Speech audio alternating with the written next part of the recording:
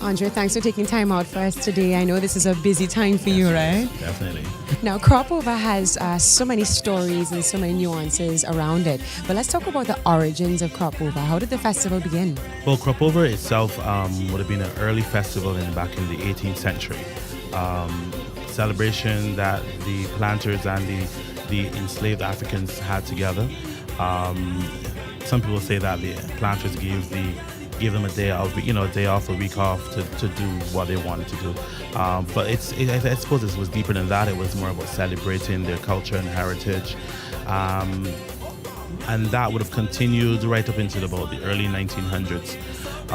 We did have kind of a break from that traditional Harvest Home Festival, which it was then called. And then we came back in 1974 to have a festival that was more reflective of the modern celebration of the people. At that time, it obviously would have also been seen by the JCs as a revenue generating opportunity.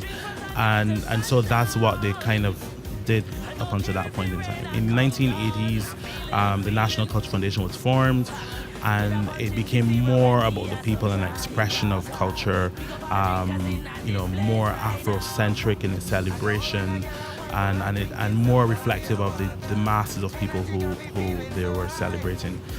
Incidentally, in the 1920s, 1930s, Barbados, like Trinidad and Tobago, did experiment with Carnival.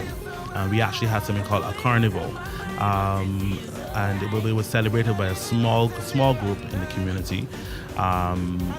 But it didn't take off as big as it did in Trinidad. But the crop over event did, definitely.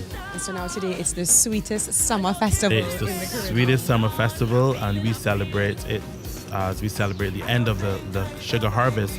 That is the initial history of it, that we're celebrating crop, which would have been sugarcane, which was responsible for a lot of our economic development and that sort of thing. But it is now more about the way people express themselves, things that belong to us as descendants of Africa and of Europe as well in the mixture. So the Sweetest Summer Festival has many benefits for all of us in the Caribbean. We'll find out more about that. Thanks, Andre.